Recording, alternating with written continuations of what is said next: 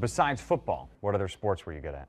I played baseball and I wrestled. And when Dad was at the University of Iowa, I was lucky enough to be at Iowa when Gary Kurtlemeyer and Dan Gable took over as the head coaches. Kurtlemeyer was at first, and then Dan Gable came in and took over. So some outstanding time with some outstanding wrestlers, and being able to watch Dan Gable and his camps and going to work out with Coach Gable when I was trying to cut weight. Something, again, that a coach's son gets to do and not a lot of other people get to do is be riding or be sitting in a hot box sweating and Dan Gable sitting next to you. So late high school, it comes time to start looking at colleges. Where do you remember looking?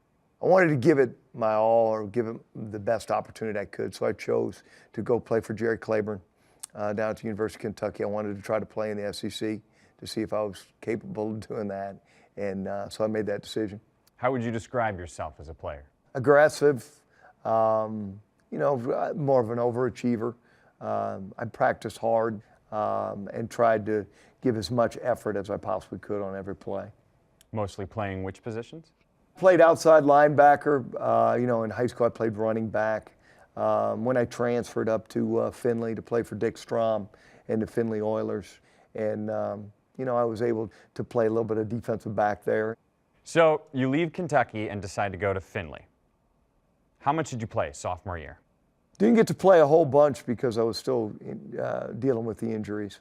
How much did you play junior year? I did. That's when we made a tackle, and we had probably the worst feeling ever in my life is not being able to feel your legs and your arms and being down on the ground. And you know, the stretcher came out and they taped your head to the board, and you come off the field, and then you know, decisions have to be made. You're wearing a neck brace for a couple months. Are you going to come back to football or not? And we decided that we were going to come back and we were going to train. So that summer I trained with Cleveland Browns, and Dave Redding was a strength and conditioning coach there at the time that helped me get my strength back, but it just wasn't enough, and it happened again. So we decided it was time to hang up the cleats. And the hit happened in the middle of a game? Yeah. Not in a practice? Yeah, in the middle of a game.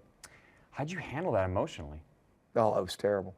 I was terrible. I was totally had some depression problems early. Yeah, because we were a very, very good football team, rated #1 in the country. And we had some very, very good football players on the team.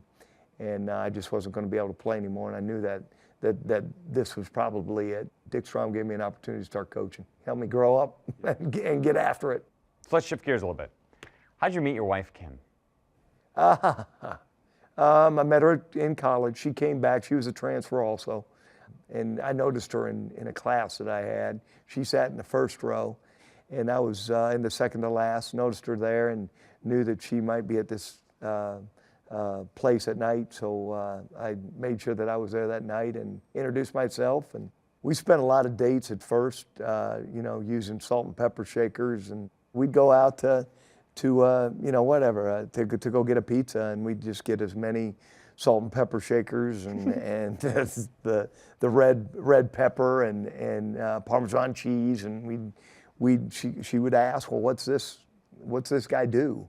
And that's what we'd explain.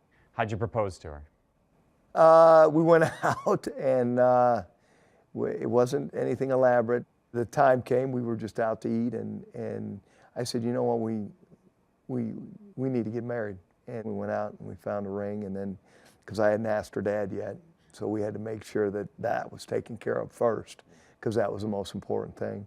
She just does a fabulous job.